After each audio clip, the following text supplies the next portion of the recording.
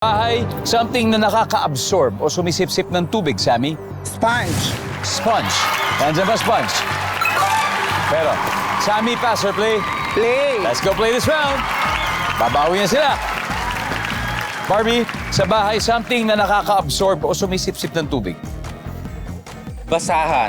Basahan, siyempre. Survey says, yes, Ken? Sa bahay, something na nakaka-absorb o sumisipsip ng tubig. Ano kaya to? Mop. Mop. Nandiyan ba ang mop? Huh? Ellie, again, sa bahay, something na nakaka-absorb o sumisipsip ng tubig? Tuwalya. Tuwalya. Pasok na to, sigurado. Nandiyan ba yan? Yeah.